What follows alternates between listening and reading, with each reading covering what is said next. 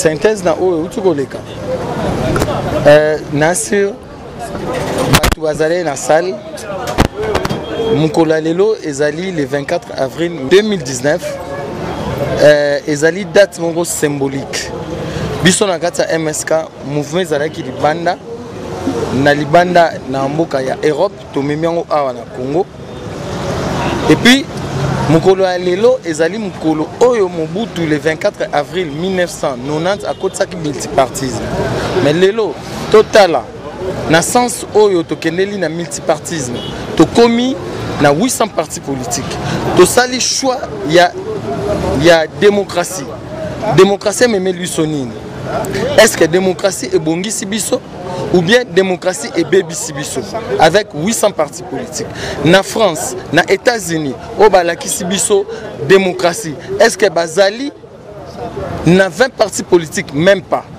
na France baza pas plus de 15 partis politiques na États-Unis baza kaka ba démocrate na ba républicain alors biso lelo 800 partis politiques basala nini bana to bandi ko tcha ba législation parlementaire na mboka na biso depuis au état basali toke na 3e législation ya ba mandat ya ba parlement oyo baza ko s'installer bon ba 15 ans passés et sur le plan social économique échanger ni voix ya ba député et ramener ni yangwana lelo tozomona que démocratie et bomi biso photo longo la démocratie o eza principe ya ba européen photo zongo na kibo biso oyo ezali pouvoir royal donc tolongo la démocratie tozongo na principe na biso oyo ezalaki na ba clan ya bantsaku oyo eza lokola sénat na clan ya bampanzu oyo eza lokola parlement et puis na clan ya banzinga oyo eza président de la République oyo bazo diriger mboka photo zonga wana pour le Congo est avancé to boaka marambu ya ba parti politique bakoko na biso batikela biso jamais opposition eza eloko ya mabe. Pourquoi na kata mboka bozo diriger faut batia bino en opposition balobi que peuple mutu a voté oui d'accord peuple a voté peuple tant a voté ba o baza majoritaire bazo diriger mboka alors pourquoi en face na bango faut batia la bango lisusu ba opposant c'est que ba yebi bien que na kata système démocratique batu o bango batia na mitu mboka c'est que barosala oyo peuple a limité yangwana batia opposition na 10 familles au ba fabrica démocratie famille Rothschild famille Rockefeller famille Freeman famille Lincoln famille Bush au ba fabrica démocratie au ba pesi biso lelo démocratie ngo botala esika oyo ememi biso lelo na kata MSK na auto sali pona le 24 avril 2019 tozo senga référendum constitutionnel. Voilà. Mais totangi beaucoup voire même il y a Lilian Thiram. Na 19e siècle ba vandela biso na conférence de Berlin entre 11 pays européens, Italie, France, Belgique, Allemagne, na États-Unis, ba vandeli biso, ba longoli biso Congo yaka, ba longoli ka ba tese. Kolongola ba longola biso ba buku ezali totangi lelo na sortie officielle la MSK. Ba changer biso ba culture, ba mœurs, ba tradition, ba coutume, ba principe pe ba valeur na biso ba falsifier histoire na biso ba longolele biso ki Congo o ezaki langue ya invasion pe ya création ba koti français ba mboka o eza développer lelo na mukili ko banda ba Corée ba Chine ba Allemagne bango balobaka kaka lokota na bango balobaka français te bon alors biso ba congolais est-ce que to mitunaka français et ya na mutu mboka na biso pourquoi biso toza ba français te mboka avait à la développer parce que langue est un socle ezali état spirituel ou conduisaka mboka mobimba po et se développer il faut lelo par exemple une école primaire secondaire tina université tozwa lingala Kikongo Swahili pe Chiluba to pona langue officielle o bana ba wando ko tanga nango po ba ya ko saela ngo invention administration na biso elo balingala to Kikongo to Swahili to Chiluba pourquoi photo zo biloko ba paya donc voilà biloko wana il faut to changer ngo soki to changer ngo to bonga te Congo avec ka balongo lango na tina pona ko bungisa biso yango lelo to bungisa pouvoir spirituel, pouvoir scientifique pe pouvoir politique, moyen to créer na mabele na biso, na mai na biso, na zamba na biso ezate to bungi. Forêt équatoriale, eza deuxième forêt du monde après Amazonie. Mais to yebi ko ke nozwa banzete te na forêt équatoriale poto sala ba ban po bana bavanda na ba école bazala mingi te na ba ban batanga ata 2 bana ba élève na ban forêt wana tout ça na ngweloko te voilà pour changer ba changer biso Congo yaka batie yase et bungisa biso même poto kene na forêt équatoriale tozo banzete to kata to sala baba po bana batanga na condition malamu donc photo zongisa eloko na soto zongisa ngo ndeto ko bima pe Congo et ko changer non po ba rejoindre biso siège na biso ezali na Kimbantseke na commune na Kimbantseke na Kingoto le numéro 70 donc mama lobi ezala dur non toza photo yokana na libota na place nyonso batu basanganaka soki bolingo ezali respect ezali dignité ezali pe justice yango mtesangisaka batu alors comment lelo bolingo ezate tozomona ba oyo ya opposition faut ba bima ba keli banda na mboka mindele po basangana tozui par exemple Lamuka et salami kuna na libanda président Félix Tshisekedi Martin Fayulu Jean-Pierre Bemba Katumbi avion nenge baibiso bazwaka ba avion bakendaka na table ronde po bakende kovanda kuna po bongisa situation ya Congo tozonga na kibobiso tozongisa mayele oyo bakoko na biso oyo ezalaka avant 14e siècle nenge babandeki ko créer ko inventer na sengi bino na ba journaliste oboza soki par exemple Mbuta Fayulu azongi botu na ye question boyebisa ye bokendaki na kosala nini na Genève le 11 novembre 2018 pour sangana eloko nini zangaki pour sangana awa pour sala coalition ya kopona opposition wana to eza pona ko kende ko vendre ba voilà papa Malo Bizapa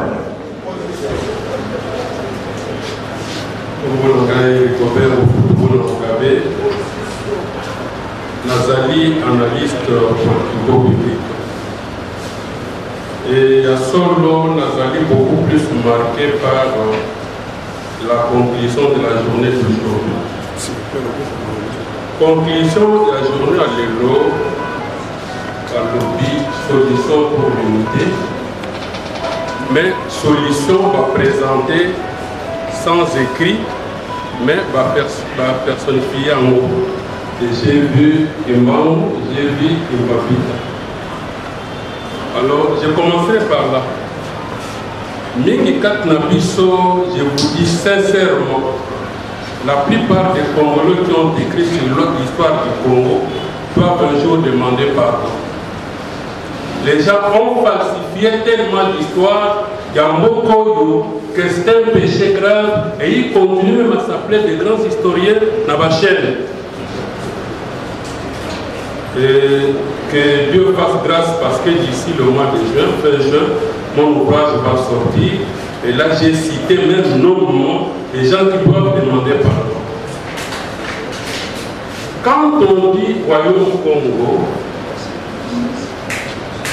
Balino se toyait qu'en 1482, Dieu Kokao n'a pas parlé des Congo avec C, il a parlé des Congo avec K.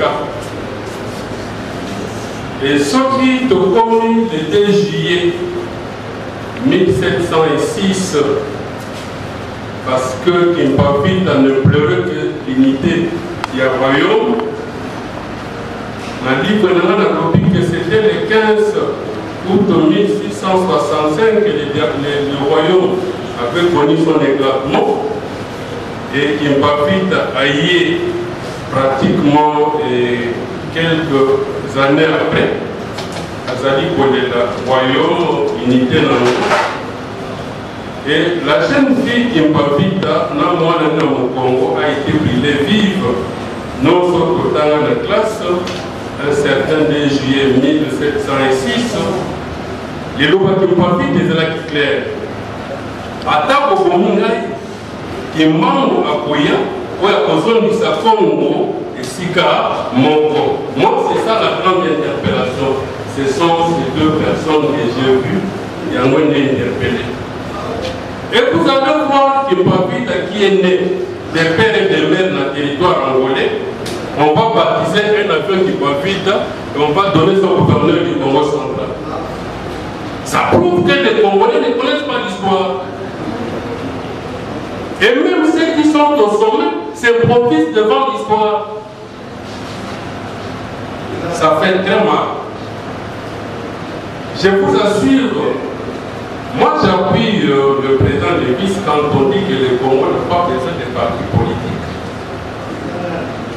Dans quatre ouvrages d'Angaï, je ne sais pas de qui j'ai eu cette solution-là. Je préfère ne pas exposer mon ouvrage. Un certain 3 avril 1992, j'ai causé avec un grand personnage qui m'a dit comment est-ce que ce Congo peut devenir grand sans parti politique. Il a donné ses raisons, je vais vous donner un peu de temps. Il dit, le Congo tel qu'il est là, il a besoin des gens de bonne moralité éthique. C'est la condition pour Ozala, président de Mokoyo, Ozala député, Ozala sénateur, savoir la moralité et l'éthique. Et c'était cette personne qui me dit, Nambo Kanabiso, Soki Totali Nakata Nambo Kanabiso, Nabaïbazana Minila Papaya, puis Baïbazali Awatuzana Bamigater, qu'on appelle de nobles. Et cette personne me dit, Soki Topeni Banoble Nabiso Nosa Congo Tosali recensement, va déclarer avoir na bango. Tosengi na moko alingi akota na parlement, prenons 35 millions. Nous concevons un parlement de 600 personnes, dont 500 députés et 100 sénateurs. Tolobi, on a posé à 200 nobles. 35 millions fois 237 milliards. On n'aura pas emprunté dans la Banque mondiale, on n'aura pas emprunté dans le Fonds monétaire, on n'aura emprunté chez personne. Alors, tout ce que vous appelez parti politique, mettez l'ensemble dans vos organisations non gouvernementales de développement. Même ces nobles-là, parce que vous avez même pris des mines, il faut pas y avoir un témoignage de l'église dans Bango. À s'engager, qui sont de bonne moralité et éthique. Parce que ceux qui nous prennent à de bonne moralité, on s'en prend au chef de son église. Que celui qui ne prie pas ne vienne pas se prétendre devant les autres pour faire de n'importe quoi. Il faut des garde-fous. Alors, ces partis politiques qui deviennent de GNG avec les autres, pour l'occuper 200 personnes va se réunir, on ne retient que 200 de bonne moralité et éthique. Après, on leur demande un petit chiffre. Si nous donnons un montant qui peut nous amener à 3 milliards, pour 200, on aura 10 milliards. Si nous prenons les 15 milliards, avec le renforcement de contrôle parlementaire, les 15 milliards, donc il y a boulage, volatilisé, dont nous autres on lui a parlé, on sera déjà 27 milliards. Si nous prenons le faux montant qu'on nous communique, que nous avons 5 milliards affichés, nous ajoutons ça, on va se retrouver déjà à 30 milliards. On va dire maintenant, et les autres comment ils vont parler. Parce que nous aurons les nobles, les paysans et les clergés. On va demander aux églises, si elles existent, donnez-nous 200 personnes, suivant les quotas qu'on va leur donner, de bonnes moralités éthiques. Même nous qui n'avons pas d'argent, si nous sommes de bonnes conduites, l'église peut nous déléguer, parce que l'église ne va pas donner un montant comme caution. Je vous assure, ce Congo ne peut pas vivre le théâtre que nous vivons aujourd'hui, si nous l'aimons. Et ça fait larmes aux yeux quand je vois dans le Congo Afrique, à la page 229, une certaine Congolaise, Véronique Tchala, Bébé, qui dit que nous, Congolais, nous n'avons pas de Congo. Nous vivons comme des mercenaires dans ces pays. Mais tu as raison. Les Congolais vivent comme des mercenaires dans ces pays. Donc, moi, je le savais avec joie. Et quand on m'a fait une invitation, c'était pour moi une interpellation. Dans l'opinion qu'il leur a dit que moi j'ai publié un ouvrage.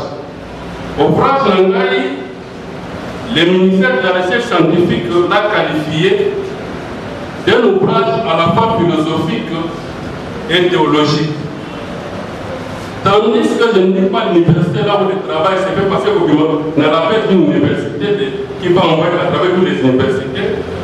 Par l'objet, si nous négligeons cette histoire, c'est que nous n'aimons pas ces pays. Le Congo est ennemi des Kibangu que vous voyez là-bas. C'est ça le péché du Congo. Le Congo est ennemi des Kibangu. Donc voilà, je ne suis pas orateur. Ils avaient pas l'impression. Je suis très content que je trouve des solutions. Alors l'ouvrage Nangaï à 145 pages est allé dans le même sens que Makambonaï. Vraiment, je vous assure, ceux qui m'ont collaboré, nous avons fait grâce. Je souhaiterais que le président de la MSK, on saura comment l'atteindre, que le baptême du livre soit fait par donc, les MSK. Ça serait une bonne chose aussi. Pour comprendre que ces pays, demandez ce soir à ceux qui se disent pasteurs, qui se disent prêtres, ceux qui poursuivent Esaïe 4, Esaïe 19, je termine par là. Au verset 1, on vous dit, Dieu vient dans nier au milieu de l'Égypte. L'Égypte, c'est l'Afrique. L'Égypte, c'est l'Afrique. Il vient faire quoi? Dans verset 19 à 20, on vous dit, il vient libérer les opprimés. Kabila les pères, les jours de Sainte Investiture, le 27 mai 1997, à Lobi Kimbangu, c'est le premier libérateur du peuple congolais. Personne ne l'a suivi pour dire donner une journée chômée et payer à Kimbangu. Parce que les combats des églises au pays, si vous ne savez pas les combats des églises au pays, ce n'est pas considéré Simon Kimbangu. Quand nous prendrons conscience qu'il a notre chair, qu'il a notre peau, on ne nous demande pas de devenir kimbanguiste de faux, mais acceptons parce qu'il est le nôtre, vous allez voir comment le Congo pourra prendre son rôle. Ça, on comprend maintenant que celui qui a dit que j'ai été envoyé pour libérer les peuples du Congo, Kimbapita parle de Kimbangu qui viendra pour unifier le Congo. Kimbangu dit j'ai été envoyé pour libérer les peuples du Congo et toute la race noire. Il est dit, mais comment le verset 23-25 que Dieu va bénir le monde, proclamer le monde partant de l'Afrique. À verset 23 dit, béni soit l'Afrique ou bien l'Égypte, mon peuple. La Syrie, œuvre de mes mains, Israël, mon héritage. Israël a perdu la place d'être le peuple de Dieu. Il faut dire ça dans Amos 3, verset 1 à 2. Donc, j'ai donné, c'est pour cette raison que je dis que nous allons analyser les politico-publics, de ne pas vous écrire que ceux qui disent la Bible peuvent rejeter. Mais je vous assure que personne n'aura des arguments solides pour rejeter ça. Libérons-nous les Congolais. Et nous ferons beaucoup de temps pour atteindre la maturité spirituelle. Mais si c'est que ça peut nous donner l'occasion d'atteindre la maturité spirituelle, disons aux autres, pourquoi vous nous interdisez d'accepter qui est mal? Voilà, je pense que c'est ça la petite contribution.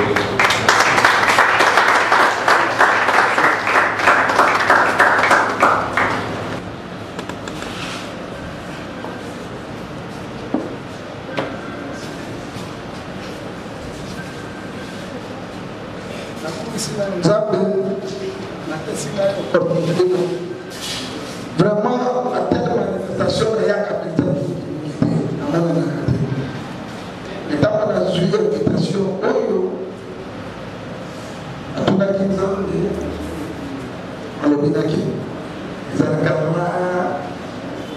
familier pour na salle de Rwanda parce que tout le monde a moka si moi qui va me retenir na maman qui va vite ba ko ba ko fa ba tika ba si moi qui va me belé auto zo ka pa développement je ne pas finalisation ngai Nathalie épaté la discours du président et Nathalie épaté le discours du vice-président. Alors que ma caméra tout y a mingi. Président, autant que les choses de culture, la culture de oui, culture des animaux, alors de pas la capacité. Il faut que les parents parlent. Donc on m'a critiqué la mission de un bambine la mission un bon gardement, c'est bon, c'est bon. Donc on m'a continué c'est bon, mais le monde aussi est pour lui. Hein? La personne est là. D'abord, tu te donnes ta maman, on de la zarabe. Hein? Et quand tu ne vas pas pousser, ça dit, il n'y a pas bien de papa pousser. Alors, tu dois t'habiter, tout ça, la moitié, tout cela. Et pourtant, papa pousser, tu dis, là, tu es la main, on est à ça. Nzamba dit bateau na bateau to sungana. On va aller à la place à Moutia pour la tête. Mais maman dit on va la passer au combat. Ndeke papa ya lobi très sage. Hein? Ndé abo maman combat abimisa. Moi na azana manye de. Azana le côté mais abota makana ya di maman parce que soki moi abota mi soki merci à suivre moi la tina. Soki maman na a qui déjà sur la maman. Mais moi, nous sommes obligés à faire des pas besoin de mettre les têtes à côté de vice-président. C'est ça. Papa, le discours au Bobeti, le discours malade, ton yoga, il y a mon dengue, un dengue, micro-dosso. Kaka, il doit avoir un peu de temps, il se à la politique d'analyse des Français, il y a un peuple congolais, avec un prophète du peuple, John Nkefa. Alors, d'accord, le Babou. Congo est allé au pays, paradis terrestre, et va aller à Congo. N'a pas passé exemple. N'a pas qu'il y a un dans ma personne, c'est une valeur à vous mettre au cas. Et ça, il n'y a pas de chose. Tout ça, il y a matière, tout ça, il y a un moment, n'a pas de beaucoup de Congolais. Et ça, ils sont beaucoup comment. Et quand je prends sur la Bible, je vois Lamentation chapitre 3, c'est très bien, qui dirait des choses à Bible, c'est que les il faut que tu comment tu dis tout le monde tout ça non c'est bon mais toi être la mission tout ça pour ton cas solution il y a développement comment la mission est dans la bête mais ce sont les individus le voleur les brigands les malfaiteurs qui nous dirigent depuis un peu de Mobutu. Alors, depuis Mobutu jusqu'à aujourd'hui, pratiquement des individus vont le barater pour nous. Tout le monde, ça vient. Non. Les Congolais, ce sont les gens. Je vous donne l'exemple. Donc, c'est notre détermination. Mboka lokola Éthiopie. On a accès à MRT. À Diamanté, Orte, ok, pas d'abord, on a 20e siècle, à la métro. Basali na développement on a vendu ma côté. Parce que la société ce sont les gens qui sont mauvais. Ce sont les gens. Ce sont les terroristes. Moi je n'ai pas peur de personne. C'est son amour. Ah papa, on peut faire exemple. Dans la modernisation, pour dire la manière de voyer de ce groupe. Mboka lokola Sénégal. Oya zakana Mbuba ya Pamba Sénégal. Allez voir Sénégal ya Wade. Na Sénégal est l'autre des Mboka lokola Côte d'Ivoire. Oya zakana na café na cacao. Moi je suis le fonctionnaire. Ok, dans Côte d'Ivoire, on va bâtir du Colo. Biso pendant 1960, il y a eu indépendance de l'autre travail. Après tout, c'est pour moi, la mission là-bas. Culture de retour à la chrétienne. Économie. Donc, comment tu vas développer des gens qui ne savent pas la valeur de peuple. Congolais bazali bazoba osusuta baimboko pe bato badivisé pendant 19 ans bayebi yo te bayebi hôpital na yo te bayebi social na yo te bayebi eloko moko na yo te à cause ya 200 ans boye kopesi fois lelo bazobi tokodéveloppe mboka na bato oyo babomi Congo bayebi développement Congo te ils vont continuer à passer encore non vice-président un président de la République, à part la routine, à part la biloko, montation pour ma Congolais, les années Congolais, Boko. Et ça dit Congolais, ça va discours, tout ces Congolais. Mboka na kola Rwanda. Et ça dit même la province, les équatoriens, qui ont amené les langues pour Rwanda comme état système. Richesse et autres, diamant or, na Mboka na biso. Et biso, mon autochtone, nous sommes et puis moi, dans le analyste politique, dans le professeur d'université, il parle de beaucoup de français, parce que c'est de l'autre côté. Français, de l'autre côté. Sauf que maman va aller Congo. Donc on s'en a la mission pour rendre des Congo. La molie, moment, de développer mon cannabis. Mon dernier pour développer mon cannabis, parce qu'il y a l'intérêt. Diamant, or, corban.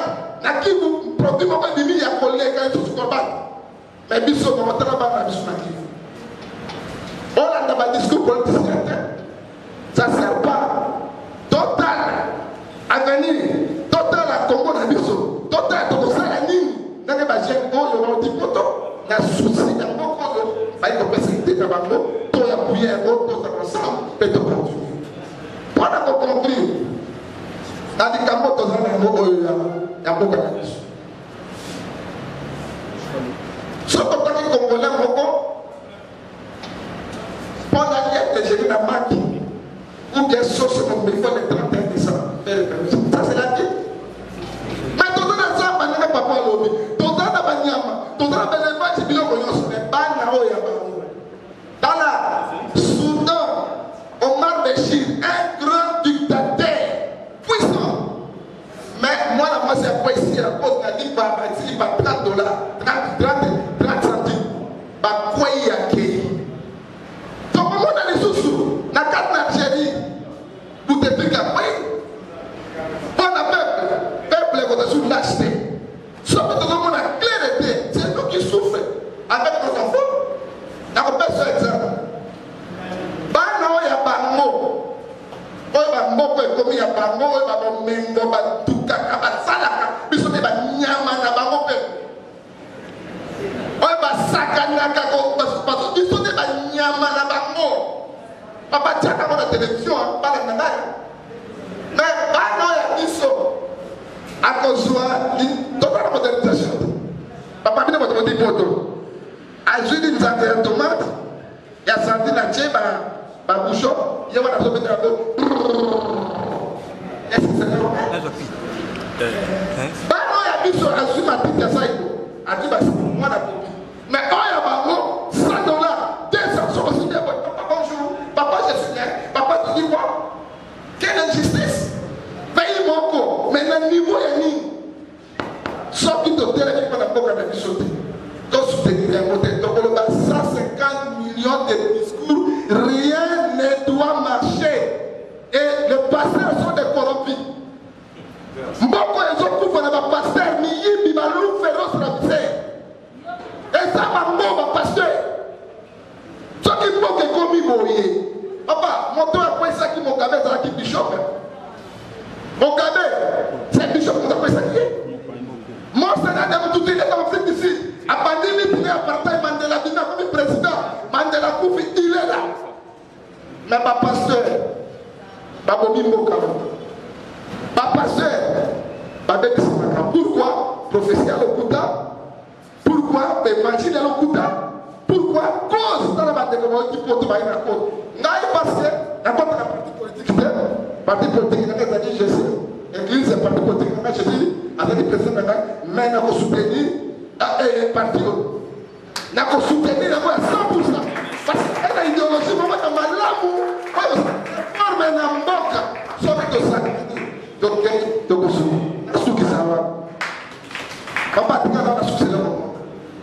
comment on a la mort de Jésus? Un gouverneur qui a tué, qui a pillé.